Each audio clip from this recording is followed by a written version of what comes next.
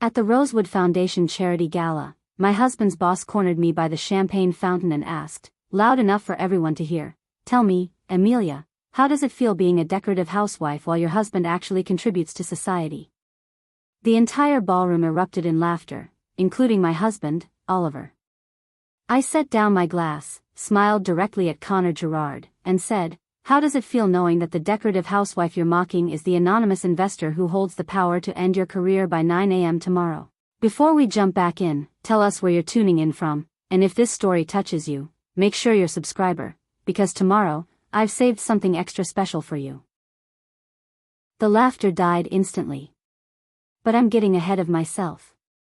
Let me take you back to the beginning of that day, when I was still playing the role of the perfect corporate wife, not knowing that by midnight, I'd destroy the man who'd spent 5 years treating me like furniture with a pulse.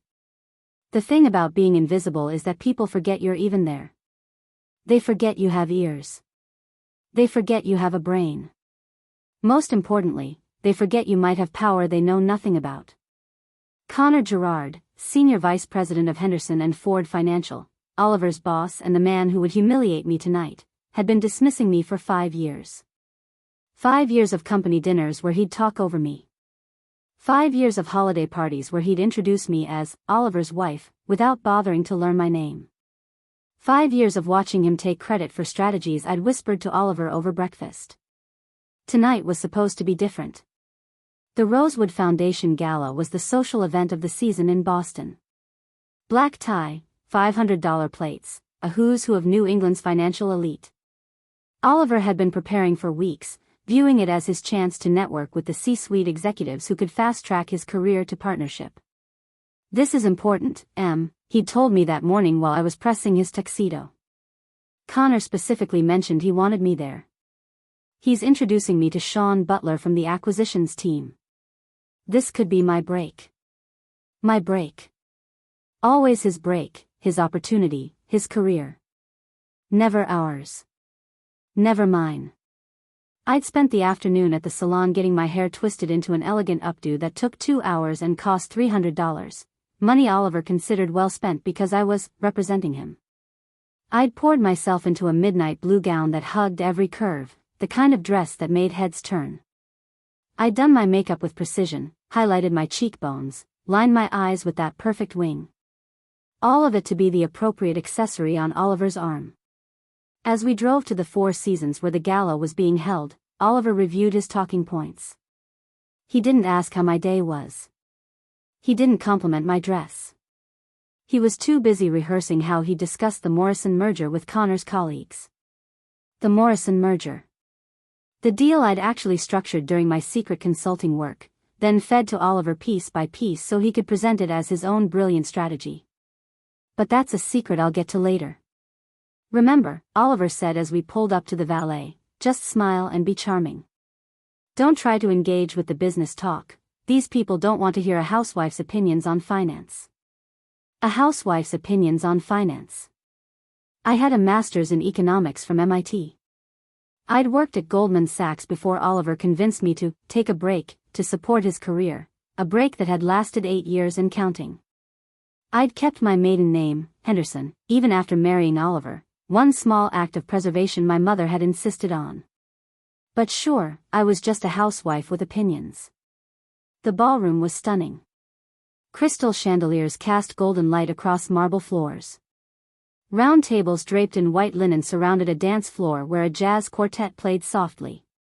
The champagne fountain at the center bubbled with Dom Perignon, and waiters circulated with trays of caviar and oysters. I recognized the players immediately. Kimberly Henderson, the CEO's wife, holding court near the silent auction tables. Lydia Ford, whose husband had founded the firm, dripping in diamonds that caught the light every time she moved. And there, by the bar, stood Connor Gerard, laughing too loudly at something Sean Butler had said. Connor was tall, broad-shouldered, with silver hair that made him look distinguished rather than old.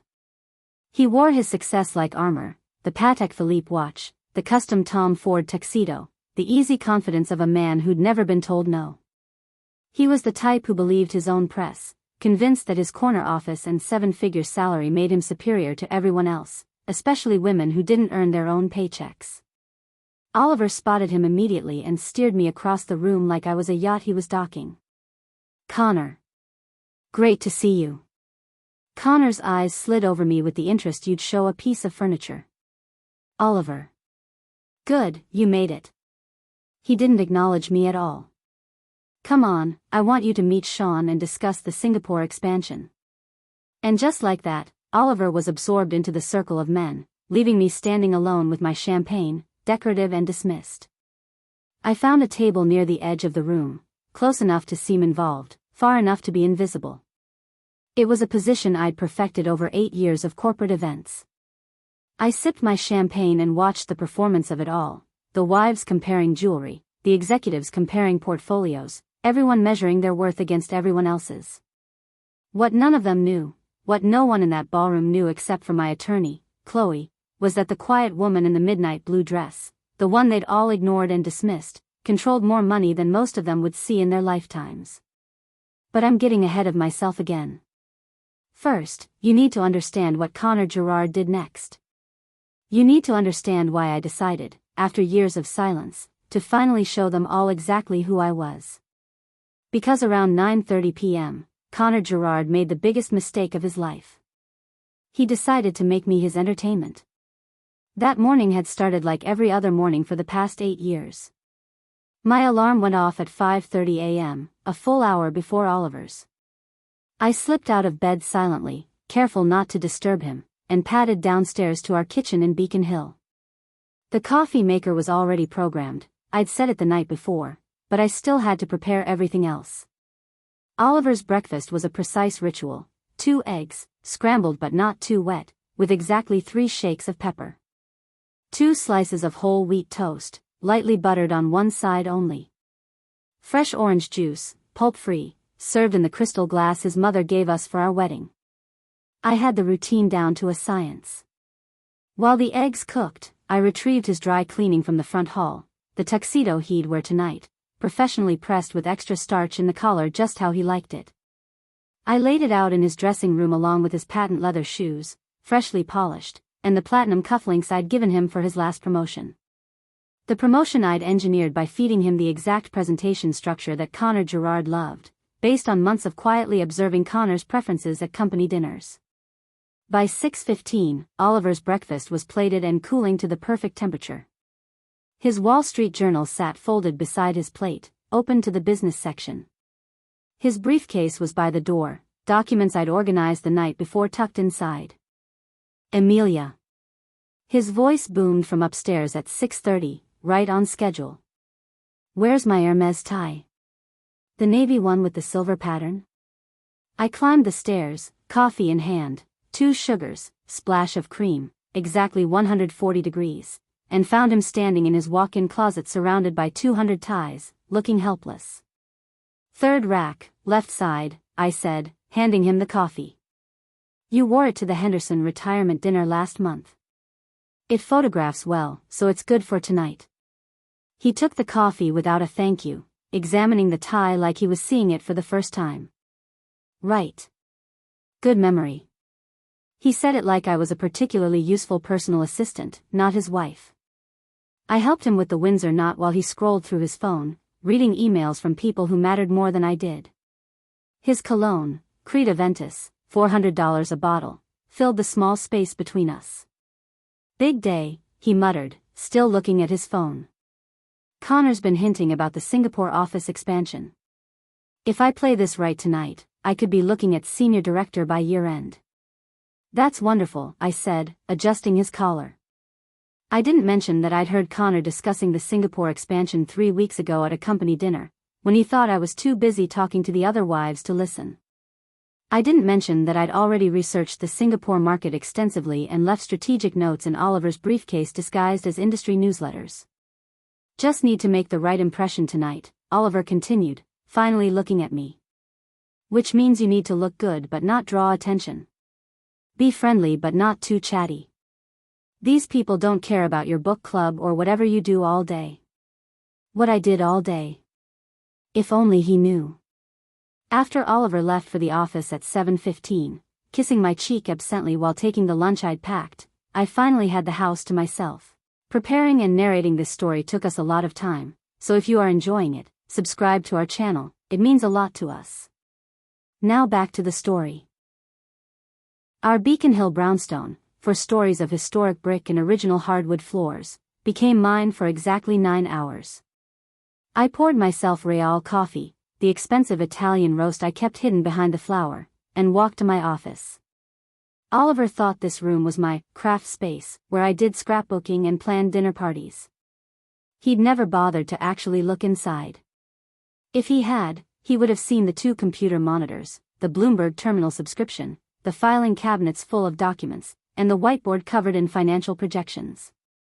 He would have seen evidence of Apex Advisory Group, my consulting firm that had been operating in secret for 6 years. My phone buzzed. A text from Chloe Morrison, my attorney and the only person who knew the truth about my double life. Final documents ready for your review. The Gerard file is particularly interesting.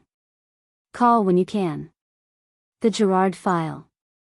I'd been building it for 18 months, ever since Connor had made a particularly cutting remark about how lucky Oliver was to have a wife who didn't burden him with her own career ambitions. Since then, I'd been very carefully, very quietly, documenting every questionable decision Connor Gerard had made at Henderson and Ford. I had no idea I'd be using it so soon. At noon, I met my mother for lunch at Trade, a restaurant in the financial district where she insisted on meeting despite it being surrounded by the very world I'd left behind. She sat at our usual table by the window, perfectly composed in her Chanel suit, her reading glasses perched on her nose as she reviewed what looked like a legal brief. My mother, Judge Patricia Henderson, yes, that Henderson, though she'd divorced Richard Henderson's brother 20 years ago, had never quite forgiven me for abandoning my career at Goldman Sachs. She reminded me of it regularly. "Emilia," she said, barely looking up as I sat down. "You look tired. Are you sleeping?" "I'm fine, Mom." "You said that right before you quit Goldman too." "I'm fine, Mom. Oliver just needs support right now." "It's temporary, Mom." She finally looked at me over her glasses. 8 years later, you're still playing house while your MIT degree collects dust. The waiter appeared, saving me from an immediate response. We both ordered salads, her, because she genuinely wanted one, me, because years of corporate wife training had taught me to never order anything messy or expensive when dining with others. "I saw the invitation to tonight's gala," Mom continued once the waiter left. "Rosewood Foundation. Very prestigious. I assume Oliver is using it for networking?" "He's hoping to impress Connor Gerard. There's talk of the Singapore expansion." Mom's expression hardened.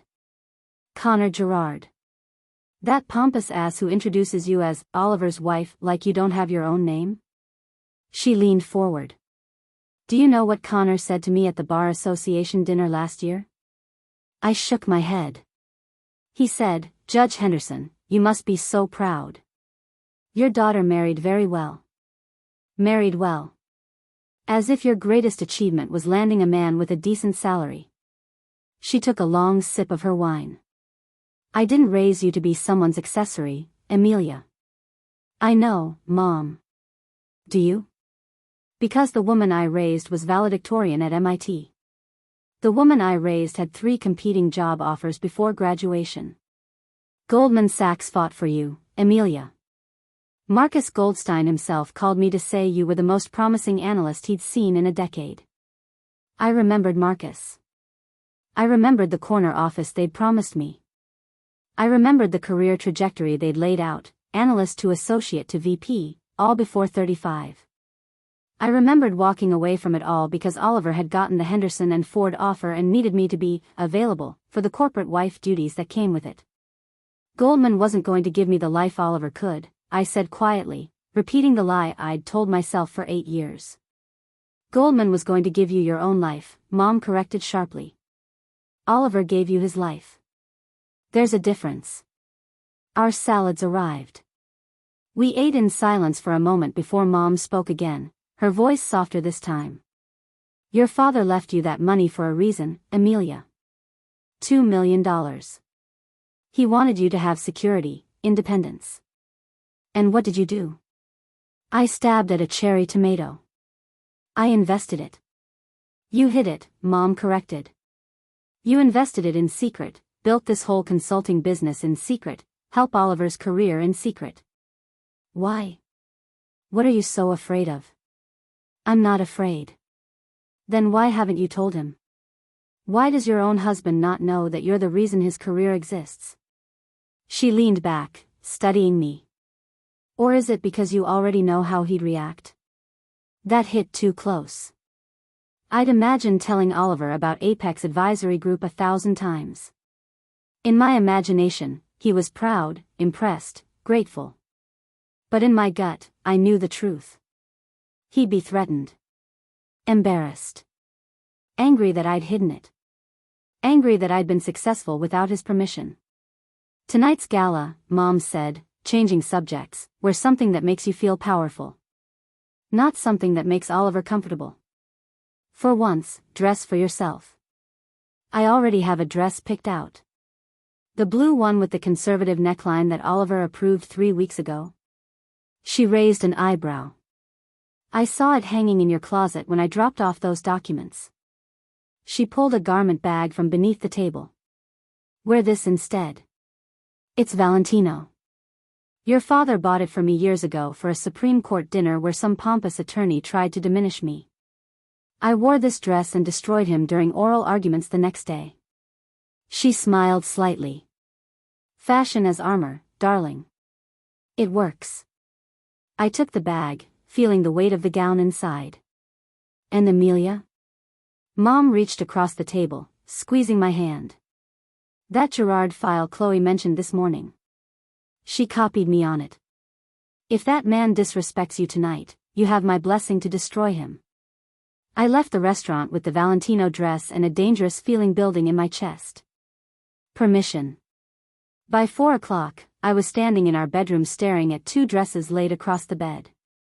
On the left, the safe midnight blue gown Oliver had approved, modest neckline, elegant but forgettable, the kind of dress that would let me fade into the background of someone else's important evening. On the right, my mother's Valentino, deep crimson red, with a neckline that was perfectly appropriate but unmistakably confident. The kind of dress that didn't apologize for existing. I chose the red. Oliver came home at 6:30, loosening his tie as he walked through the door. Traffic was hell on Starrow Drive. We need to leave by 7:15. He glanced at his watch. Are you ready? Almost, I called from upstairs. I heard him move through the house, the familiar sounds of him pouring scotch in the study, checking his phone, his whole routine of preparing to be impressive. He didn't come upstairs to see me. He never did. I could have been painting my face blue and he wouldn't have noticed until we were in the car. When I finally descended the stairs at 7:10, he was by the door, keys in hand, already impatient. He looked up, and for the briefest moment, something flickered in his eyes. Surprise, maybe. Or was it appreciation? That's not the blue dress, he said. No. I changed my mind. It's very red. He said it like I'd chosen to wear a clown costume. A bit attention-grabbing, don't you think? Tonight's about making the right impression on Connor and the senior team. I think I'll make an excellent impression, I said smoothly, picking up my clutch, the one with my phone, lipstick, and the small USB drive Chloe had given me weeks ago. Just in case, she'd said. You never know when you might need leverage. Oliver frowned but didn't push it. He was too focused on his own evening to care much about mine. Just, try not to stand out too much, okay? These people are there to network, not to notice someone's wife. Someone's wife. Not his wife. Not Emilia. Just someone's wife, a category rather than a person. The drive to the Four Seasons took 23 minutes. Oliver spent the first 5 adjusting his bow tie in the rearview mirror at every stoplight. Then his phone rang. Marcus, hey, Oliver said, putting it on speaker. Yeah, I'm on my way now. No, Connor hasn't given me specifics about the Singapore timeline yet, but tonight's my chance to press him on it. Exactly, that's what I'm thinking. If I can get him alone for 15 minutes. I watched the city slide past my window. The brownstones of Back Bay giving way to the glass towers of downtown. People walking dogs, couples heading to dinner, tourists taking photos. Normal people living normal lives, not about to detonate their entire existence at a charity gala. And that's why the Q4 projections look so solid, Oliver was saying. I've been working on this for months. You've been working on it for months. I'd handed him the projection framework 3 weeks ago, fully formed, with sources cited and risk analysis complete. He'd changed the font and added his name. After Marcus, there was a call with someone from accounting. Then a call with Sean Butler's assistant, confirming their meeting time at the gala. Oliver's world was all logistics and positioning, chess moves on a board where I wasn't even a piece, just part of the furniture the board sat on. Sorry about all the calls, Oliver said as we finally pulled into the Four Seasons Circular Drive at 7:48. Big night. A lot of moving pieces. I understand, I said. And I did. I understood exactly how many of those moving pieces I'd built and handed to him. The valet opened my door, offering his hand. I stepped out onto the red carpet, actual red carpet, rolled out for Boston's elite to make their grand entrances. Other couples were arriving in their formal wear. I recognized a few faces, state senators, tech CEOs, old money families whose names were on hospital wings and university buildings. A photographer was stationed near the entrance, capturing arrivals for the society pages. Oliver straightened his jacket, checking his reflection one more time in the Four Seasons glass doors. Remember, he said, taking my arm but not really looking at me. Smile, be charming, but let me handle any business conversations. Connor's particular about. I know, Oliver, I interrupted gently. I've done this before. Many times. We walked through the grand entrance. The lobby was all marble and gold, with massive floral arrangements that probably cost more than most people's monthly rent. A string quartet played in the corner. Waiters in white gloves directed guests toward the ballroom. I could feel eyes following us, or rather, following the red dress. Lydia Ford was already in the lobby, and her eyebrows rose when she saw me. Kimberly Henderson did a double take. Even some of the men looked twice, which I knew would irritate Oliver even though he'd never admit it.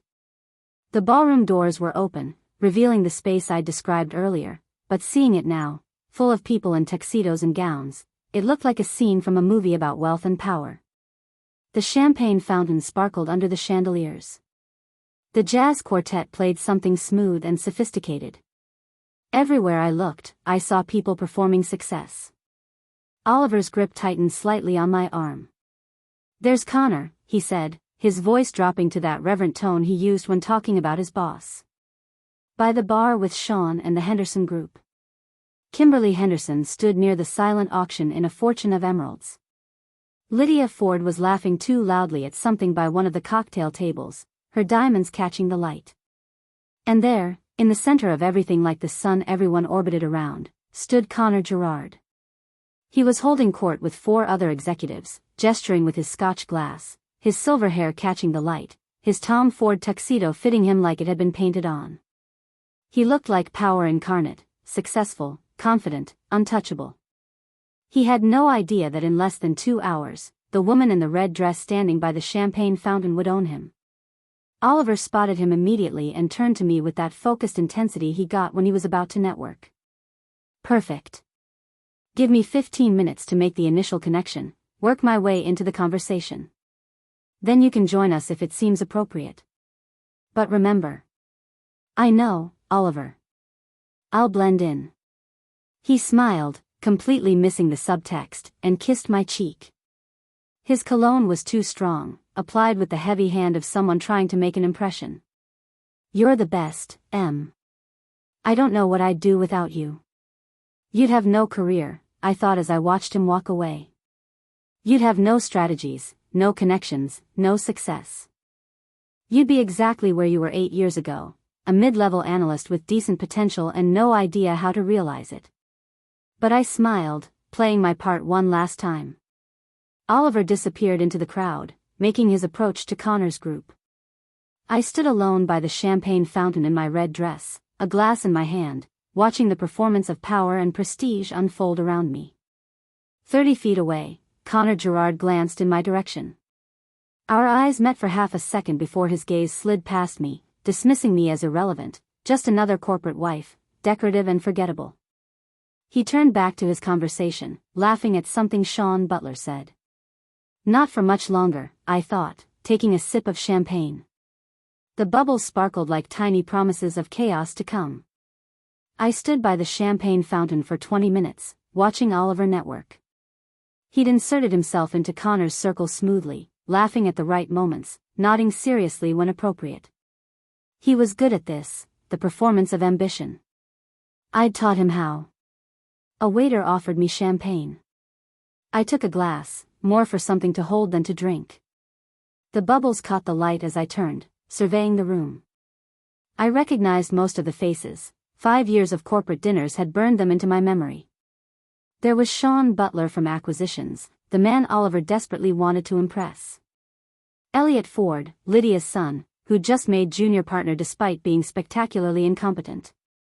Angel Morrison, whose company's merger Oliver had brilliantly negotiated using my strategy. They were all here, in their tuxedos and designer gowns, celebrating their own importance. By 8:15, a woman I vaguely recognized from last year's Christmas party approached me. Emilia, isn't it? Oliver's wife? Yes, I said, noting that she hadn't offered her own name. She probably didn't think I'd remember it anyway. I did, Rebecca something, married to one of the junior partners. How lovely that you could join us tonight, she said with that particular smile that made lovely sound like an insult. I always admire the wives who come to these things. It must be so hard to find things to talk about when all the real conversations are about business. I manage, I said evenly. Oh, I'm sure you do. I heard you do charity work. Or is it book club? She didn't wait for an answer. Either way, it's so important for you girls to stay busy while the men are working. She floated away before I could respond, leaving me with the distinct impression that I'd just been patted on the head. I found a table near the edge of the ballroom and sat down, crossing my legs and sipping champagne that probably cost more per bottle than most people's weekly groceries. This was my usual position at these events, present but peripheral, close enough to be summoned if Oliver needed me to smile at someone's wife, far enough away to be forgotten. Around 8:30, Lydia Ford approached my table. She was in her early 60s, dripping in diamonds that looked like they weighed more than she did, her champagne glass held like a scepter. Emilia, darling. That dress is quite bold. Thank you, Lydia. I meant it as an observation, not necessarily a compliment. She smiled, the kind of smile that didn't reach her eyes. Red can be so demanding. It says, look at me, when perhaps one should be saying, look at my husband's accomplishments. She tilted her head, studying me like I was an interesting specimen. Are you trying to make a statement, dear? I took a long sip of champagne, letting the question hang in the air. I'm wearing a dress, Lydia. If that's a statement, I'd hate to see what you think of actual opinions. Her smile tightened into something sharp. Well. How refreshing. A bit of spirit. She patted my shoulder like I was a child who'd said something amusing. Just be careful, darling. Men like Oliver need wives who enhance their image, not compete with it. You wouldn't want to become a distraction. She glided away, leaving a cloud of Chanel No. 5 in her wake. Try not to overshadow the important people. As if I wasn't sitting here with an MIT degree and 6 years of consulting experience hidden in my back pocket. As if the Morrison merger that had everyone buzzing tonight hadn't been my strategic framework. As if I was just decorative furniture in a red dress. By 8:45, I'd been approached by 2 more corporate wives. The first asked me what I'd been keeping busy with lately, in that tone that meant she already assumed the answer was nothing important. The second congratulated me on Oliver's recent promotion, the one I'd engineered, and said how lucky Oliver was to have such a supportive presence at home. A supportive presence. Not a wife. Not a partner. A presence, like a lamp or a houseplant. By 9 o'clock, I'd perfected the art of the polite smile while internally cataloging every dismissal, every condescending comment, every reminder that in this world, I was just an accessory to someone else's ambition. Then Connor Gerard decided to make his move. I saw him break away from the executive cluster, scotch in hand, walking directly toward me with that particular swagger that came from years of never being challenged. Oliver was still engaged in conversation with Sean Butler, too focused on making his impression to notice his boss approaching his wife. Connor stopped in front of my table, looking down at me with that particular expression of amused condescension I'd seen him wear 100 times before. Like he was about to pet a dog that had done a clever trick. Emilia. Sitting all alone over here? Just enjoying the music, I said pleasantly. The quartet is excellent. The music. He chuckled, taking the seat next to me without asking. Yes, I suppose someone has to appreciate the ambience while the rest of us handle the actual business of the evening. He set his scotch down, the ice cubes clinking against the crystal. Oliver's busy doing the real work, networking, building relationships, securing his future. But someone's got to hold down the pretty corner of the room, right? I felt something tighten in my chest, but I kept my smile. I suppose someone does. You know what I admire about Oliver? Connor continued, swirling his scotch, watching the amber liquid catch the light. He's ambitious. Hungry. Knows what matters in this business. He gestured around the room with his glass. Nights like this is where careers are made. This is where men become partners, where deals get done over drinks, where the real decisions happen. He leaned back, completely at ease. It's not about the work you do at your desk. It's about who you know, who trusts you, who wants you at their table. Men. Not people. Men. And it helps, Connor continued, his voice getting louder, drawing attention from nearby tables, when a man has the right support at home. A wife who understands her role. Who doesn't complicate things with her own career aspirations or demands for attention. He looked directly at me, his expression patronizing. You get that, don't you, Emilia? You understand the value of being supportive rather than distracting? Several people were watching now. I could see Kimberly Henderson turning toward us from the silent auction table. Lydia Ford had stopped mid-conversation to listen, probably delighted that someone else was about to put me in my place. I understand many things, I said carefully, my voice steady despite the rage building in my chest. Good. Good. Connor nodded approvingly, like I was a student who'd finally grasped a difficult concept. Because I've seen what happens when wives get ambitious. When they start thinking they should have careers too, demanding attention, causing distractions, making their husbands choose between their marriage and their work. He took a long sip of scotch, savoring both the whiskey and his own wisdom. It's selfish, really. A man like Oliver needs to focus. He's at a critical point in his career. He can't do that if his wife is competing for relevance, trying to prove she's more than what she is. My hands had stopped shaking. My heart had stopped racing. In their place was something cold and crystalline, like ice forming over still water. Something that had been building for 8 years, compressed under the weight of every dismissal, every condescension, every moment of being erased.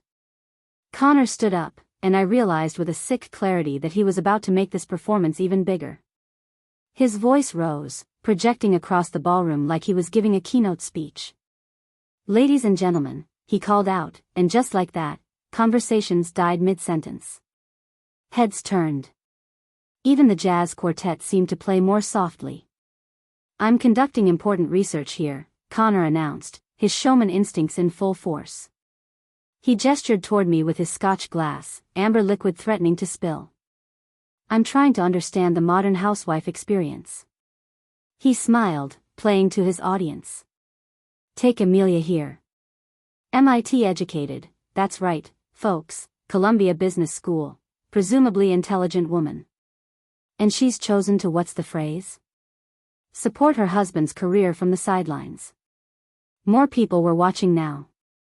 I could see Oliver finally looking up from his conversation with Sean, his face showing mild interest but not concern.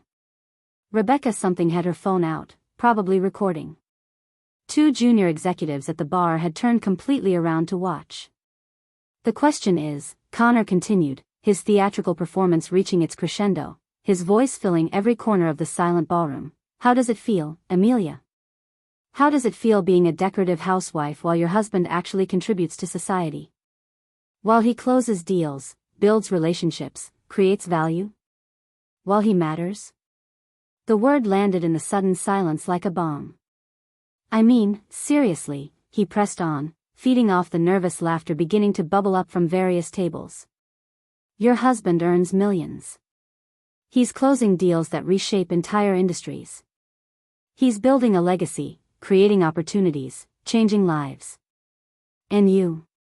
He paused for effect, looking me up and down. You sit at home arranging flowers, planning dinner parties, waiting for him to come home and tell you about the real world. About the things that actually matter. The laughter wasn't nervous anymore. It rolled through the ballroom in waves. Genuine, cruel, unanimous. Kimberly Henderson actually raised her champagne in a mock toast. Lydia Ford's smirk was visible from across the room, her diamonds catching light as she leaned toward another wife to whisper something that made them both laugh harder. Even the waiters had stopped moving, watching the entertainment. But none of that compared to what happened next. I turned toward Oliver, my vision tunneling as I searched for my husband's face in the crowd. He'd defend me. He had to. 8 years of marriage meant something. The vows we'd exchanged, the life we'd built, the sacrifices I'd made. Surely they counted for something. I found him standing by the bar, his champagne flute raised, his face lit with genuine amusement. Not the polite, uncomfortable smile of someone trying to navigate an awkward situation. Not the tight expression of a husband watching his wife be humiliated. Not even the blank face of someone too shocked to react. He was laughing. Really laughing. His shoulders shook with it. His eyes crinkled at the corners the way they did when he watched his favorite comedians. He clinked glasses with Sean Butler, both of them finding my humiliation genuinely entertaining. Then he said something to Sean, I couldn't hear what, and they both laughed harder. 8 years. 8 years of making his breakfast, pressing his clothes, organizing his life, building his career, sacrificing my own ambitions. And he was laughing while a room full of people reduced me to a punchline. The chandelier lights suddenly felt too bright. The laughter too loud, echoing off marble and crystal until it seemed to come from everywhere at once, surrounding me, drowning me. The word decorative bounced around the space, combining with housewife and sit at home, until they became a chorus defining me, redefining me, erasing 8 years of invisible labor and replacing it with a single devastating label. Loser. Irrelevant. Decorative. Nothing. I thought about the 2 miscarriages Oliver never knew about. The first happened while he was in London closing a deal. I'd bled alone in our bedroom, too afraid to call him and disrupt his meetings. I'd cleaned everything up, disposed of the evidence, and greeted him at the door 3 days later with a smile and his favorite dinner. The second occurred during a weekend when he was at that executive retreat in Vermont. I'd driven myself to the hospital at 2 in the morning, told the nurses my husband was traveling for business, held my own hand through the pain and the procedure and the empty drive home. I thought about the nights I'd spent alone in our king-sized bed while he entertained clients at strip clubs and private clubs I wasn't invited to. The birthdays he'd missed, 7 of them. The anniversary dinners cancelled for emergency board meetings, 5. The slow, methodical disappearance of the woman I'd been at MIT, dissolved into the role of Richard supporting cast, scene by scene, year by year, until I couldn't remember what my own ambitions had looked like. Connor was still talking, his voice distant now like hearing someone through water. Maybe we should start a reality show. Real housewives of failed ambitions. We could follow Emilia around, the yoga class, the book club, the interior decorator consultations. Watch her pretend she made important decisions while her husband actually runs the world. More laughter. Oliver's the loudest of all. And something inside me, something I'd buried under years of appropriate dresses and neutral nail polish and swallowed opinions, suddenly cracked open. My hands had been shaking, but they stopped. My heart had been racing, but it slowed to something steady, purposeful, cold. The fear that had kept me silent for 8 years evaporated like champagne bubbles, leaving behind something pure and crystalline. Rage. Not the hot, explosive kind. The cold, calculated kind. The kind that planned. The kind that destroyed. I set down my champagne glass with deliberate precision. The crystal base met the table with a soft click that somehow carried in the sudden quiet. My wedding ring, 3 carats chosen by Oliver's mother, caught the light as I released the stem. For 8 years, I'd been afraid. Afraid of disrupting Oliver's career, afraid of embarrassing him, afraid of being too much, too loud, too visible, too ambitious, too demanding. Afraid of proving all of them right, that I was difficult, that I was selfish, that I didn't understand my place. But sitting there, surrounded by people who saw me as nothing more than a failed ambition, a cautionary tale, a punchline, I realized something fundamental had shifted. I wasn't afraid anymore. The Greystone Capital documents were in my safe at home. The Apex Advisory client list was on my phone. The evidence of Connor's financial fraud was in Chloe's office.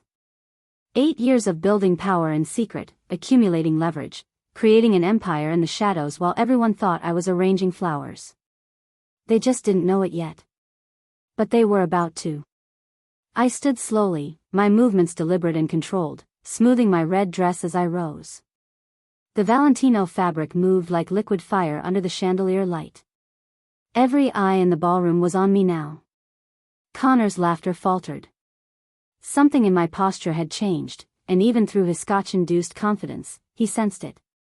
"You're absolutely right, Connor," I said, my voice cutting through the noise like a blade through silk. He grinned wider, thinking I was admitting defeat, raising his Scotch in mock victory. Others leaned in, sensing fresh blood in the water. Lydia Ford actually stood up to get a better view of my surrender. "I am a decorative housewife," I continued, letting each word land with precision. "I sit at home while my husband works. I don't contribute to society. I don't create value. I don't matter." Connor's grin became triumphant. Around the room, people nodded, validated in their assessment of me. Then I smiled. "But I can tell you," I said, my voice growing stronger, filling the space, "how it feels to be the anonymous investor who's been bankrolling your career for the past 18 months. Who holds documentation of every financial crime you've committed? And who sent evidence of your fraud to the SEC exactly?" I checked my watch, 9 minutes ago. The smile froze on Connor Gerard's face like ice. And the room held its breath. The silence that followed wasn't gradual. It crashed over the ballroom like a wave, absolute and suffocating. 300 people seemed to stop breathing simultaneously. Connor's Scotch glass hung suspended in midair, his mouth open, his brain visibly struggling to process what I'd just said. Around us, the carefully maintained veneer of sophistication cracked like porcelain dropped on marble. "What?" Connor's voice came out strangled, barely audible. I took a step toward him, closing the distance between humiliation and power. "You asked how it feels, Connor. So let me tell you exactly how it feels." My voice was steady, clear, projecting to every corner of the silent ballroom. 8 years of silence had built up a reservoir of words, and now they poured out like water through a broken dam. "It feels like watching you present the Morrison merger strategy, the one I designed, every detail of it, and take full credit in front of the board. Do you remember that, Connor? March 2023. You said it was your breakthrough thinking on market consolidation." I pulled my phone from my clutch. I have the original documents. My analysis. My projections. Time-stamped 6 weeks before your presentation. Including the errors you kept in because you didn't understand the underlying economics well enough to fix them. Angel Morrison stood up at her table across the room, her champagne glass forgotten. "What?" she said, her voice sharp. "The Morrison merger? That was mine," I said, turning to face her directly. Through Apex Advisory Group, a consulting firm I founded 6 years ago that's been providing strategic frameworks to Henderson and Ford. Anonymously. While everyone thought I was just a housewife attending book club. I swiped through my phone, finding the file I'd prepared. Apex Advisory Group. Let me ask this room, how many of you have worked with them? Slowly, hands went up. Sean Butler. 3 other executives. 2 board members. Even Elliot Ford raised his hand hesitantly. Anonymous firm, right? I continued. Brilliant strategic work, but you could never identify the principals. Always communicated through attorneys. Always delivered results through intermediaries. I looked around at the raised hands. You're looking at the principal. The only principal. It's just me. It's been me for 6 years. Kimberly Henderson moved forward through the crowd, her emeralds catching the light. That's not possible. Apex Advisory has consulted on deals worth hundreds of millions. You're saying you. I'm saying I founded Apex using my inheritance from my father. $2 million. I've grown it to a portfolio worth $47 million through strategic consulting for firms including Henderson and Ford, Morrison Industries, Butler Acquisitions, and 38 others. I met her eyes directly. Your husband's firm has paid Apex approximately $8 million in consulting fees over the past 6 years. For my work. My strategies. My analysis. Richard Henderson pushed through the crowd to stand beside his wife, his CEO composure visibly cracking. We've been trying to identify Apex's ownership for years. Our legal team vetted every shell company, every trust, every layer I built, I finished. I made it difficult on purpose. Because I knew if Henderson and Ford learned that Apex Advisory was run by Oliver Winter's housewife, you'd stop taking the work seriously. You'd dismiss it. Just like you've dismissed me for 8 years. Oliver still hadn't moved from his position by the bar. His champagne glass had slipped from his fingers, shattering on the floor, golden liquid spreading across marble like spilled sunlight. His face had gone from amused to confused to pale to something approaching existential horror. The Singapore expansion, I said, turning back to Connor. Your big project, the one Oliver's been helping you pitch. Want to know where that framework came from? Connor couldn't speak. His hand was shaking so badly his scotch was sloshing over the rim of his glass. Sunday mornings, I said. While Oliver slept in, I'd be in my office researching Singapore market conditions, analyzing competitive landscapes, building financial models. Then I'd leave my notes in his briefcase disguised as industry newsletters. He'd read them Monday morning, reorganize my insights into PowerPoint slides, and present them to you as his own analysis. I smiled without warmth. You praised his initiative. His deep understanding of Asian markets. His strategic thinking. It was all mine, Connor. Every word. Sean Butler had gone completely still, his face showing the dawning realization of someone who'd been played. The acquisition strategy we discussed tonight, he said slowly. The one Oliver pitched. You're saying. I wrote it last Tuesday, I confirmed. Left it in Oliver's briefcase Wednesday morning. He presented it to you Thursday as his own work, didn't he? The silence was broken by the sound of several phones buzzing simultaneously. Board members, executives, all receiving the same notifications at once. That's the SEC responding to my filing, I said calmly. And the Massachusetts Attorney General's office. And a rather detailed investigative package I sent to the Wall Street Journal about 90 minutes ago. Connor's phone lit up in his pocket. Then Richard Henderson's. Then 5 others around the room, buzzing like angry hornets. What filing? Connor finally managed to ask, his voice barely a whisper. I looked directly at him, and in that moment, I let him see exactly who I was. Not the decorative housewife. Not the supportive presence. The woman who'd been watching, documenting, building a case for 18 months while he dismissed me as irrelevant. You've been running a creative accounting scheme, Connor. Funneling client funds through shell companies you control. The Singapore expansion projections? You inflated them by 32% to justify higher investment allocations from Henderson and Ford. Allocations you've been skimming from systematically for the past 18 months. His face went from gray to white. You can't prove. I can prove everything. I swiped through my phone again, pulling up spreadsheets, bank records, email chains. Every transaction. Every falsified report. Every shell company registration. I have documentation going back to January 2023 when you opened your first offshore account in Grand Cayman. Account number ending in 7743, registered to Palmer Holdings LLC, a company that doesn't exist anywhere except on paper you filed. The room erupted in whispered conversations. People pulling out phones, checking emails, reading the documents that were flooding their inboxes. I have security footage of you meeting with Elliot Ford to discuss moving funds through his father's company, I continued relentlessly. I have emails you thought were deleted discussing how to hide the Singapore inflation from the auditors. I have bank transfers showing exactly where client money went, and it wasn't into Henderson and Ford's accounts. Elliot Ford stood up abruptly. I didn't know what he was doing. He said it was a standard corporate restructuring. Save it for the investigators, I said.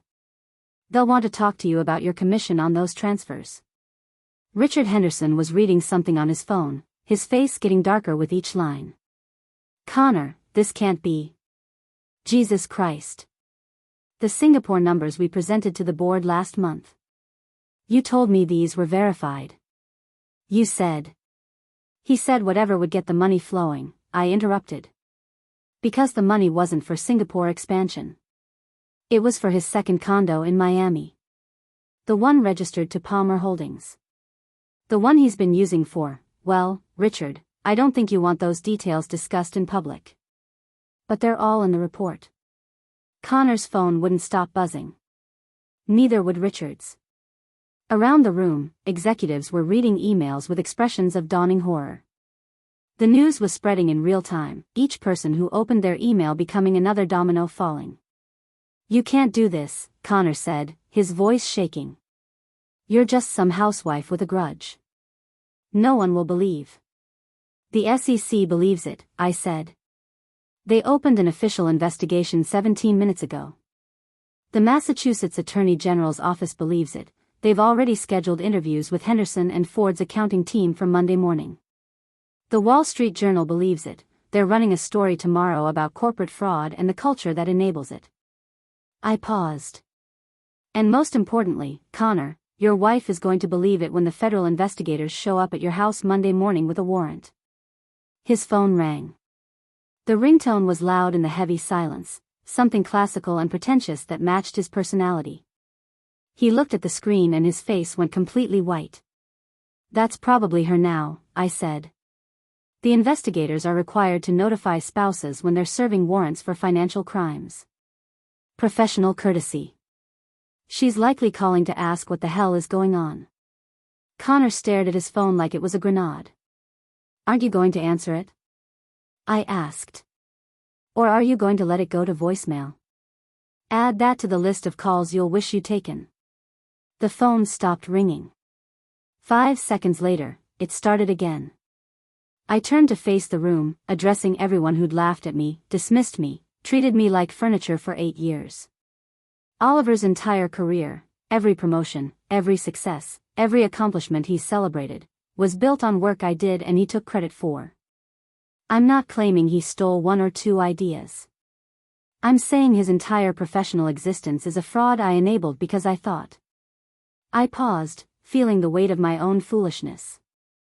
I thought if I made him successful enough, he'd eventually see my value. That he'd appreciate what I did for him. I looked at Oliver, who still hadn't moved, hadn't spoken. But instead, he laughed while Connor called me a decorative housewife. The silence that followed was broken only by the continued buzzing of phones around the room. So to answer your original question, Connor, I said softly, turning back to him one last time. I don't know how it feels to be a decorative housewife. But you're about to learn how it feels to have your entire life destroyed by one. Enjoy federal prison. I hear it's very humbling. I picked up my clutch, smoothed my red dress one final time, and walked toward the exit. Behind me, the ballroom erupted. The silence that followed was absolute. Not the polite quiet of people waiting for more information, but the suffocating silence of a room full of people realizing they'd just witnessed an execution. Connor's phone wouldn't stop buzzing. He stared at the screen, his thumb frozen mid-swipe, watching his entire world unravel in real-time notifications. "This can't be," he started, but his voice cracked. He tried again. "You have no authority to send evidence of financial fraud to the proper authorities?" I interrupted. "Actually, Connor, I have every authority. In fact, I'd argue I have a legal obligation." I turned to face Kimberly Henderson directly. "Mrs. Henderson, your husband's firm has been losing money for months because Connor's been bleeding it dry. The documentation is comprehensive. Bank transfers, shell company registrations, falsified quarterly reports. Everything." Kimberly's diamonds suddenly looked heavy around her neck. She pulled out her own phone, her manicured fingers shaking as she scrolled. "Richard," she called to someone across the room. "Richard, I need you to look at this. Now." A man in his 60s, Richard Henderson, the CEO, pushed through the crowd. He took Kimberly's phone, his expression moving from confusion to horror as he read. "Connor," Richard said quietly, dangerously quiet. "My office. Tomorrow morning. 8 a.m. "Richard, I can explain." 8 a.m. Richard's voice could have cut glass. He looked at me, his expression unreadable. "Ms. Henderson. My office as well. 9 a.m. It seems we have much to discuss about Apex Advisory Group." Connor stood frozen, his scotch glass still in his hand, as the room erupted in whispered conversations. Phones came out everywhere. People were texting, calling, checking email. The news was spreading beyond the ballroom in real time. I turned to look at Oliver. He was still standing by the bar, exactly where I'd left him, but he looked like someone had physically struck him. His face was pale, his mouth slightly open, his champagne glass hanging loosely from his fingers. Our eyes met across the ballroom. In that moment, I watched him do the math. The Morrison merger. The Singapore strategy. The career advice I'd whispered over breakfast. 8 years of his success, suddenly revealed as my architecture. "Oliver," I called out, my voice carrying across the hushed room. "Would you like to explain to everyone here how you got promoted to senior analyst in 2019? He couldn't speak. Couldn't move. "Let me help you," I said. "You presented a client retention framework to the board. The same framework I'd spent 3 months developing through Apex Advisory. You presented it as your own work. Connor was so impressed, he fast-tracked your promotion." I paused. Should I continue? Or would you like to tell them about the other 17 strategies you've claimed as your own? He finally managed, his voice barely audible. "We need to talk. In private." "Private?" I almost laughed. "You laughed at me in public, Oliver. You get your reckoning in public." Sean Butler, who'd been standing next to Oliver, took a slow step away. Then another. The physical distancing had begun. No one wanted to be associated with the man whose career was built on his wife's uncredited work. Connor made a move toward the exit, but Richard Henderson's voice stopped him. "If you leave this ballroom before we've spoken, Connor, consider it a resignation. And I'll make sure every firm in Boston knows exactly why you're available." Connor froze mid-step. My phone buzzed. A text from Chloe. "I'm watching the Henderson and Ford internal communications. It's chaos. The board is convening an emergency meeting for tomorrow. You've done it." I looked around the ballroom one more time. At the faces that had dismissed me, laughed at me, treated me like decorative furniture for 5 years. They weren't laughing now. They were staring at me like I'd grown a second head, or maybe like they were seeing me clearly for the first time. Lydia Ford approached slowly, her earlier condescension completely gone. Emilia. I had no idea you were important. I finished. No one did, Lydia. That was the point. I picked up my clutch, smoothed my red dress, and walked toward the exit. My heels clicked against the marble floor, each step echoing in the silence. Oliver moved to intercept me. Wait. Please. We need to nothing, Oliver. I didn't stop walking. I'll be at my mother's tonight. We can discuss the divorce on Monday. Divorce? His voice cracked on the word. You can't, we can talk about this. I stopped at the doorway, turning back one last time. You laughed while Connor called me a decorative housewife. You laughed, Oliver. That's not something we talk through. That's something I file paperwork about. I walked out of the Four Seasons, leaving my old life shattered across the ballroom floor. The valet brought my car, the Mercedes I'd bought with my own money, the one Oliver thought came from my mother. I drove away into the Boston night, my phone already exploding with notifications. By morning, everyone would know the truth. I didn't go to my mother's house. Instead, I drove to the Apex Advisory offices in downtown Crossing, the place Oliver didn't know existed. The building was quiet at 10:30 on a Saturday night, but Chloe was waiting for me in the lobby, 2 steaming cups of tea in hand and a laptop bag over her shoulder. I figured you wouldn't want to be alone tonight, she said, handing me a cup. Also, we have work to do. The internet is losing its mind. We took the elevator to the 14th floor. The Apex offices were modest, just 3 rooms and a conference space, but they were mine. Every piece of furniture, every computer, every success. Mine. Chloe spread documents across the conference table like a general planning a campaign. Henderson and Ford's board is convening at 8 a.m. Richard Henderson personally called me 20 minutes ago. They want you present. To explain Apex? To join the board. Chloe looked up, her eyes bright with something between admiration and satisfaction. Richard's exact words were, anyone smart enough to hide a successful consulting firm under our noses for 6 years while catching our VP's fraud deserves a seat at the table. I sank into a chair, the adrenaline from the gala finally wearing off, leaving behind exhaustion and a strange sense of unreality. What about Connor? Chloe pulled up her laptop, turning it so I could see the screen. Connor Gerard's LinkedIn profile has been absolutely demolished. Apparently, once one person found courage to speak up about his behavior, dozens followed. She scrolled through screenshots. Harassment complaints that HR buried. Junior analysts whose work he took credit for. Female employees he systematically undermined and blocked from promotions. There are currently 63 comments on his profile, and every single one is damning. She clicked to another tab showing a Twitter thread that had already garnered thousands of likes. This is from Sarah Chen, former Henderson and Ford analyst. She's describing how Connor took her entire market analysis, presented it to the board as his own work, then fired her when she complained. It's being retweeted by hundreds of other women with similar stories. How many? I asked. At last count? 47 women have come forward with complaints against Connor specifically. Another 32 describing similar behavior from other Henderson and Ford executives. Chloe pulled up another screen. This is the internal Henderson and Ford communication system. Someone, no one knows who yet, leaked access to several journalists.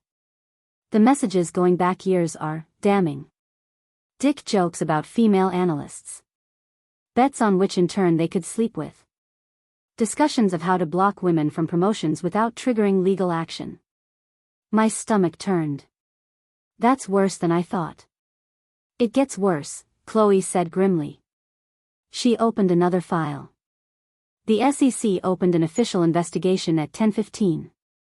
Massachusetts AG's office is coordinating. They've already identified 6 shell companies Connor used, all linked to offshore accounts. But here's the interesting part. It's not just Connor. They found evidence of a systematic pattern. Elliot Ford was processing the transfers through his father's company, taking a 5% cut. Sean Butler knew about the Singapore inflation and signed off on it because Connor promised him a VP position. 3 other executives were involved in various capacities.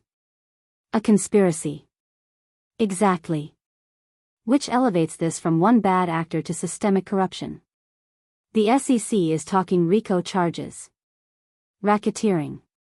This could take down a dozen people. She pulled up financial documents. Henderson and Ford stock is going to crater Monday morning. They've lost approximately $47 million in market cap already in after-hours trading as word spreads. Richard Henderson is facing calls for his resignation. The board is saying he should have caught this. Kimberly Henderson has apparently locked herself in their bedroom and won't come out. And Oliver? Chloe's expression softened slightly. Your husband has been calling me every 15 minutes. He's left 23 voicemails. Each one more desperate than the last. She pulled up her phone. Want to hear? I shook my head, then changed my mind. Just play the last one. Chloe tapped the screen. Oliver's voice came through, ragged and broken. Chloe, please. I know I fucked up. I know I don't deserve anything from Emilia. But I'm begging you, I have nothing. Henderson and Ford is saying I committed fraud by misrepresenting my work. They're threatening criminal charges. Other firms won't touch me because they think I'm either a fraud or an idiot. I'm 36 years old and my career is over. Please, just tell Emilia I'm sorry. Tell her I'll do anything. Tell her I finally understand what I destroyed. The message ended. Silence filled the office. He submitted his resignation at 7:15 this morning, Chloe said quietly. Henderson and Ford accepted immediately and released a statement saying his entire employment record would be reviewed for fraudulent work attribution. They're basically destroying any chance he has of working in finance again. My phone sat on the table between us, face down, vibrating intermittently. I hadn't looked at it since leaving the gala. Show me his messages, I said. Chloe pulled up Oliver's text thread. 29 messages, starting with confusion, moving through denial, landing finally in something approaching understanding. What just happened? Call me. This is insane. You can't just destroy my career. We need to talk. Connor's saying you fabricated evidence. That you're having some kind of breakdown. The board wants to question me about the Morrison merger. They're saying I committed fraud. Did you do this? I can't reach anyone. No one will take my calls. What did you do? My parents are calling. They saw something on the news.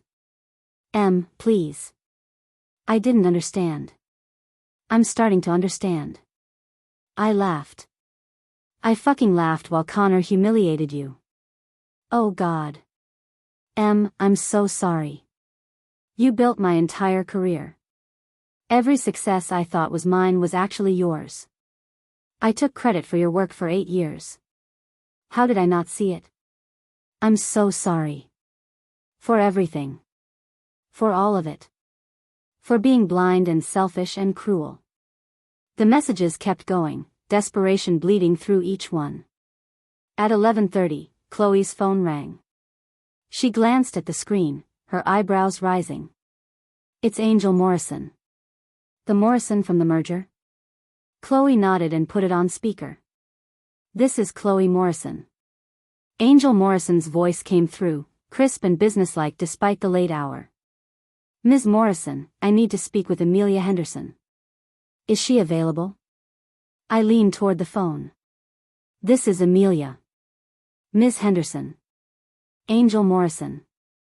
I'm sitting here looking at the Morrison merger documents from 18 months ago, the strategy that saved my company and made Henderson and Ford $15 million in fees.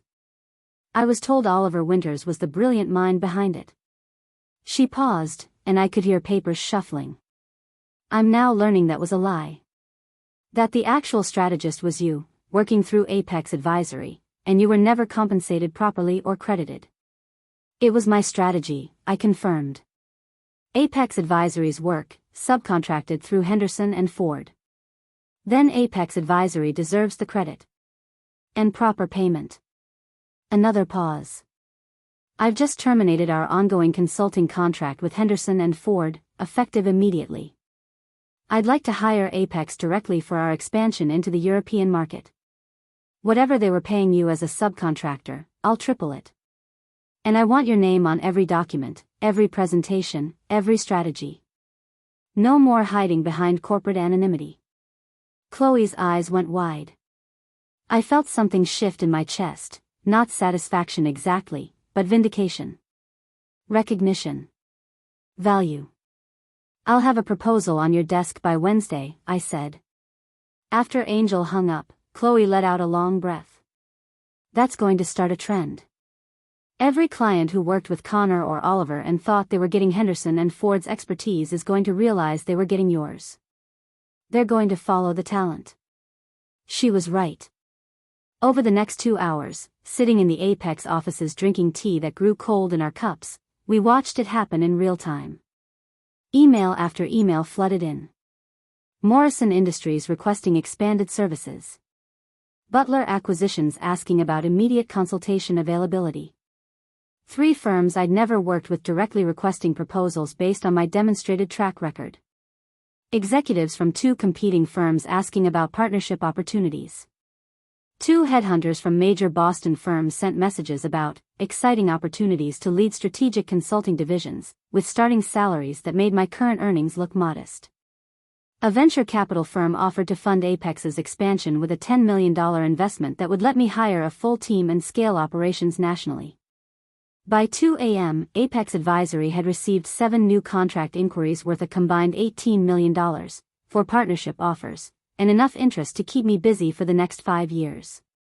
You've built an empire, Chloe said, looking at the spreadsheet of incoming opportunities, her face illuminated by laptop glow. All of this, in secret, while everyone thought you were just a housewife arranging flowers and attending book club. Not anymore, I said quietly, watching another email notification appear. At 3 a.m., a news alert popped up on Chloe's phone. Boston Finance VP under federal investigation for fraud and money laundering. The article named Connor Gerard, detailed the charges with surprising specificity, and mentioned an anonymous whistleblower who'd provided comprehensive evidence to authorities. By 3:30, Connor's name was trending on Twitter. By 4 a.m., the Wall Street Journal had posted a preview of their Monday article, Corporate Culture and the Fraud It Enables, How Henderson and Ford's Boys Club Nearly Destroyed a Firm. The piece named names, showed receipts, detailed the systematic way Connor and others had built careers on stolen work while blocking women and minorities from advancement. By morning, Connor Gerard's career wouldn't just be over. It would be a cautionary tale taught in business ethics classes for decades. The Henderson and Ford boardroom at 8 a.m. Sunday morning looked nothing like the elegant gala ballroom from the night before. This was all business. Black leather chairs worn smooth by years of high-stakes decisions, a mahogany table that reflected the gray morning light, floor-to-ceiling windows overlooking Boston Harbor where sailboats drifted like distant thoughts. 9 board members sat around the table, their faces serious, their coffee cups already half empty. Several had clearly dressed hastily, mismatched suits, ties slightly askew. This wasn't a planned meeting. This was crisis management. Richard Henderson sat at the head, looking like he'd aged a decade overnight. The silver in his hair seemed more prominent. The lines around his eyes had deepened. Kimberly was beside him, her usual diamonds replaced with a simple strand of pearls, her makeup unable to completely hide the puffiness around her eyes. The rest of the board included faces I recognized from years of corporate dinners, all of them studying me with new eyes. Not dismissive anymore. Not condescending. Cautious. Reassessing. Seeing me clearly for the first time. Ms. Henderson, Richard began formally, his voice hoarse from what I assumed had been hours of crisis calls. Thank you for coming on such short notice. I believe you know everyone here, though perhaps not in this context. I nodded, taking the empty seat at the foot of the table. The power position, directly opposite Richard. Someone had put it there deliberately, and I appreciated the symbolism. Richard cleared his throat. Let's address the obvious first. Apex Advisory Group has been consulting for Henderson and Ford for 6 years. In that time, you've provided strategic frameworks that generated approximately $47 million in revenue for this firm. You've structured deals that saved failing acquisitions. You've solved problems that stumped our entire senior leadership team. He glanced around the table at the other board members. And you did all of this while I, had no idea we were working with one of our own analysts' wives. Senior analyst, someone corrected quietly. Former senior analyst, Richard amended, his voice hardening. As of 7:15 this morning, Oliver Winters submitted his resignation, which was accepted immediately. He will not be working in this industry again if I have anything to say about it. I felt the words but didn't feel anything about them. No satisfaction, no sadness. Just a hollow acknowledgement that a chapter had closed. Connor Gerard has been terminated for cause, Richard continued. He's currently consulting with criminal defense attorneys, and given the federal investigation, that's all I'm legally permitted to say about his situation. But suffice it to say, his career in finance is over. A woman at the far end of the table, Margaret Chin, one of the few female board members, spoke up. What we need to understand, Emilia, is why. You clearly have extraordinary talent. You could have approached us directly years ago, joined the firm properly, built your career here in the open. Why hide? Why let your work be attributed to others? Why build Apex in the shadows? I'd thought about this question all night, watching the sun rise over Boston while Chloe and I worked. I'd rehearsed various answers, diplomatic ones, strategic ones, ones that wouldn't burn bridges I might need someday. But sitting there, in that boardroom, looking at faces that had dismissed me for 8 years, I decided to tell them the truth. Because 6 years ago, I was Oliver's wife, I said simply. If I'd walked into this building and said, I'm Emilia Henderson Winters, I have an MIT degree in economics and I'd like to offer consulting services, what would you have seen? The silence around the table was thick and uncomfortable. You would have seen a bored housewife trying to insert herself into her husband's career, I continued. A woman who couldn't let go of her own ambitions, who didn't understand that her role was to support, not participate. You would have seen someone who was threatening her husband's focus, creating drama, not knowing her place. Margaret winced. Richard looked down at his hands. You would have given me a polite meeting, I went on. Thanked me for my interest. Maybe even looked at my proposal to be kind. Then you would have dismissed it because, let's be honest, the culture here doesn't value women's strategic thinking. Not really. Not when it comes from the wife of a junior analyst who should be home making dinner, not trying to compete with her husband. That's not, someone started, then stopped, because we all knew it was exactly true. So I built Apex in secret, I said. I removed every trace of my identity. I made sure you'd evaluate my work purely on merit, with no preconceptions about corporate wives who didn't know their place. And for 6 years, you paid me millions of dollars for strategies you never would have looked at if you'd known they came from Oliver Winters' decorative housewife. The silence that followed was broken only by the sound of coffee being sipped, throats being cleared, the uncomfortable rustle of people confronting an ugly truth. Kimberly leaned forward, her voice softer than I'd ever heard it. You're right. If you'd come to us as Oliver's wife, we would have dismissed you. I would have dismissed you. She paused, seeming to struggle with something. What we need to understand now is why. Why hide? Why not come to us directly 6 years ago with your expertise? Because 6 years ago, I was Oliver's wife. If I'd approached Henderson and Ford as Emilia Henderson Winters, offering consulting services, what would you have seen? Silence settled over the table like snow. You would have seen a bored housewife trying to insert herself into her husband's career. A woman who couldn't let go of her own ambitions, distracting her husband from his work. You would have seen exactly what Connor Gerard described last night, someone who didn't know her place. Richard nodded slowly, heavily, like the weight of recognition was physically pressing down on him. You're probably right. Which tells me we have a serious cultural problem in this firm. Had, he corrected himself. Past tense, if I have anything to say about it. Had, Kimberly agreed, her voice firm now. Past tense. As of this morning, we're implementing comprehensive changes. She pulled out a thick document, sliding copies around the table. Anonymous HR complaint line with genuinely independent third-party oversight, not the internal HR that's been burying complaints. Mandatory bias training for all senior leadership, and I mean real training, not the check-the-box seminars. Complete audit of how we attribute strategic work. No more senior executives taking credit for junior analysts' ideas. Every project will have documented authorship. Margaret spoke up. We're also implementing a compensation review to identify any gender-based pay disparities. Initial analysis suggests women at Henderson and Ford earn approximately 73 cents for every dollar men earn in equivalent positions. That ends immediately. We also want to acquire Apex Advisory, Richard said, his tone shifting to business negotiation. Full acquisition. You'd maintain operational control, but with Henderson and Ford's resources and client base behind you. Full board seat, report directly to me, Ann. No. The word came out firmly, without hesitation. Richard blinked, clearly not expecting that response. No. Apex stays independent. But I'm willing to discuss a preferred partnership arrangement. Apex as your primary strategic consultant, with contract terms that protect my firm's autonomy. Around the table, I saw surprised faces.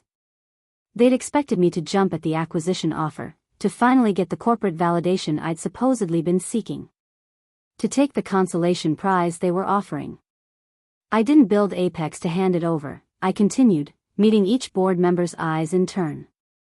I built it to be mine. On my terms. That's not negotiable. You can work with me, or you can work without me, but you can't absorb me. Richard studied me for a long moment, and I watched him recalculate. This wasn't the corporate wife he could patronize. This was a business owner who knew her value and wouldn't accept less than she deserved. Finally, he smiled, the first genuine smile I'd seen from him. Fair enough. Let's discuss partnership terms. We spent the next 2 hours hammering out details. Apex would be Henderson and Ford's exclusive strategic consultant for 3 years. My fees would triple what they'd been paying when they thought I was just an anonymous firm. Every document would carry the Apex Advisory brand and my name. I'd attend board meetings quarterly as a strategic advisor, with full speaking privileges but no fiduciary liability.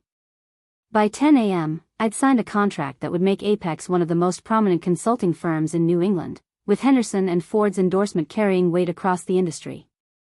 As the board members filed out, stretching and checking their phones, Kimberly approached me. She hesitated, then spoke quietly. For what it's worth, Emilia, I'm sorry. I've spent 20 years in rooms where women were dismissed, where their ideas were stolen, where they were blocked from advancement. And I stayed silent because... She paused, seeming to struggle with the words. Because it was easier. Because I'd already made it through the gauntlet and I didn't want to rock the boat. Because I told myself it wasn't that bad, that women just needed to work harder, be smarter, prove themselves more. She touched my arm briefly, and I saw genuine regret in her eyes. I was wrong. I enabled this culture by staying silent.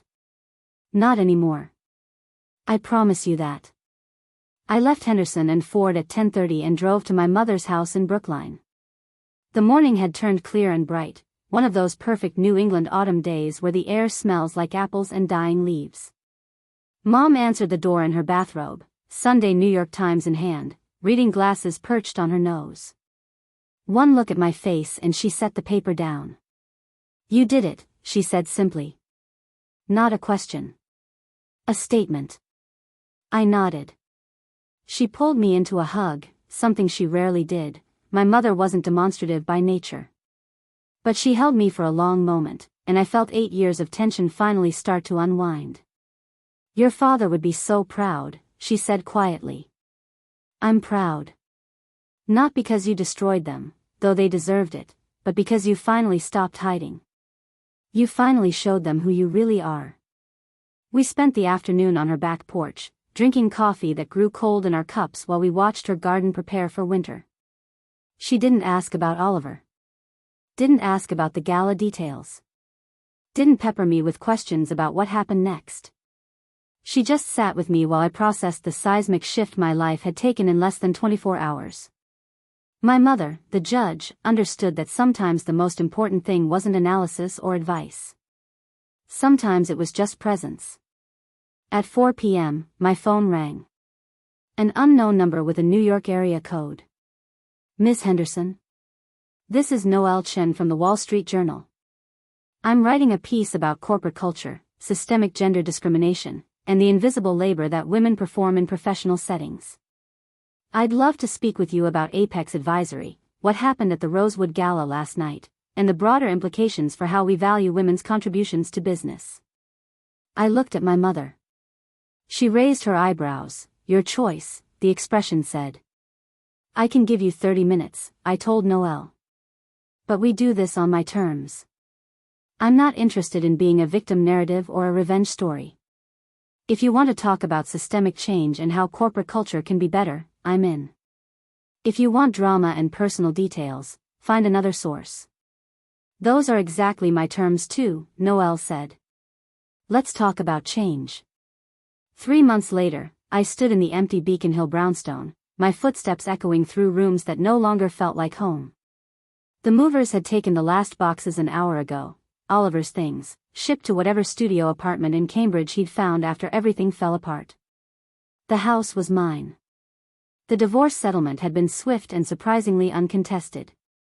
Oliver signed everything Chloe put in front of him, taking only his clothes, his books, and the golf clubs I'd given him for his 40th birthday. He didn't fight for the house, the cars, or any of the investments. Maybe because he finally understood they'd never really been his. My phone buzzed. A text from Chloe, Wall Street Journal article just posted online. You're going to want to see this. I pulled up the Wall Street Journal on my phone. There, above the fold on the business section, The Invisible Empire, how one woman built a consulting firm in secret while being dismissed as just a housewife. Noelle Chen's article was thorough, balanced, and devastating. He'd interviewed former Henderson and Ford employees, clients who'd worked with Apex, and several women who'd reached out after hearing my story. The piece painted a picture of corporate culture that elevated men while erasing women's contributions, and it used Connor Gerard as the prime example of what happened when that culture went unchecked. The article included updates. Connor was facing federal charges for wire fraud and money laundering. He'd been dropped by his country club, his wife had filed for divorce, and he was working as a compliance consultant for a small firm in Worcester, a spectacular fall from the corner office where he'd once held court. Oliver got a single paragraph. Former senior analyst Oliver Winters resigned from Henderson and Ford following revelations that his career had been built on his wife's uncredited strategic work. He's currently employed as a junior consultant at a startup in Cambridge. Repeated requests for comment went unanswered. I set the phone down and walked through the empty house one last time. The kitchen where I'd made 8 years of perfect breakfasts. The study where Oliver had worked late nights on presentations I'd actually written. The bedroom where I'd slowly disappeared into the role of corporate wife. I registered no nostalgia for these rooms, no regret. Just the quiet recognition that I was leaving behind a life that had never really fit. My new office space was in the Seaport District, 3,000 square feet overlooking the harbor, with room for the 12 employees I'd hired in the past month. Apex Advisory Group wasn't hiding anymore. We had a reception area, a conference room with my name on the door, and a waiting list of clients that stretched into next year. I drove there now, leaving the Beacon Hill house for the last time, my mother's Valentino dress, the red one from the gala, hanging in my car. I was donating it to a charity auction for women re-entering the workforce. Someone else could wear it as armor now. At the office, my assistant Kimberly, a brilliant recent MBA grad from Northeastern, greeted me with tea and a stack of contract proposals. Morrison Industries wants to extend for another year. Butler Acquisitions is asking about the Singapore market analysis. And you have 3 interview requests from business podcasts. I took the tea, looking around the office that hummed with activity. My team, 7 women and 5 men, all brilliant, all properly credited for their work, were scattered across the space, working on projects that would reshape companies and careers. Schedule the Morrison Extension meeting, I told Kimberly. Send Butler our preliminary research. And I'll do one podcast interview. Let's go with the one that focuses on corporate culture reform. At 6 p.m., I was alone in my office when someone knocked on the doorframe. I looked up to find Oliver standing there, looking smaller somehow in his off-the-rack suit. They told me downstairs you might still be here, he said quietly. I know I shouldn't just show up, but I wanted you to see something. He held out a business card. I'm teaching business ethics at BU night classes.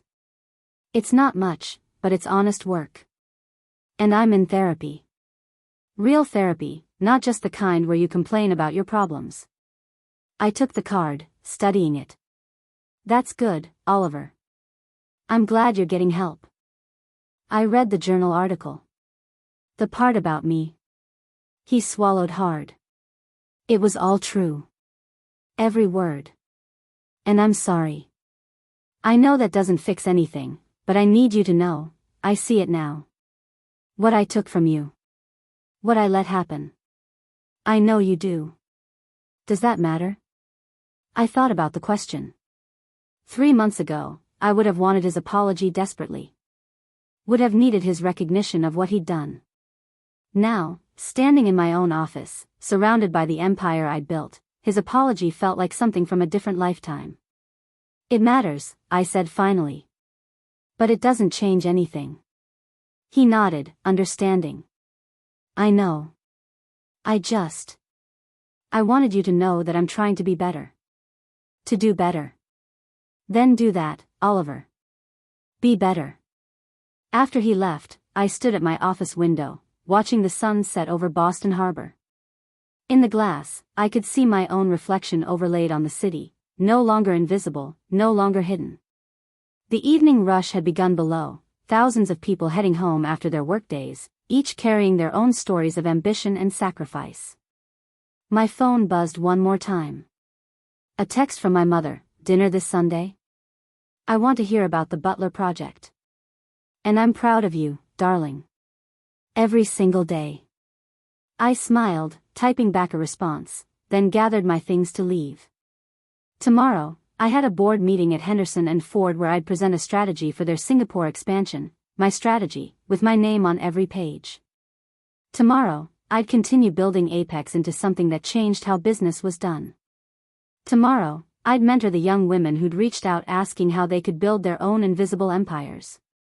But tonight, I'd go home to my new apartment in Back Bay, smaller than the Beacon Hill house, but entirely mine, pour myself a glass of wine, and celebrate the quiet victory of finally, after 36 years, being exactly who I was meant to be. Not Oliver's wife. Not just a housewife. Not invisible. Just Emilia Henderson. CEO. Consultant. Woman who'd been called decorative and responded by dismantling an empire.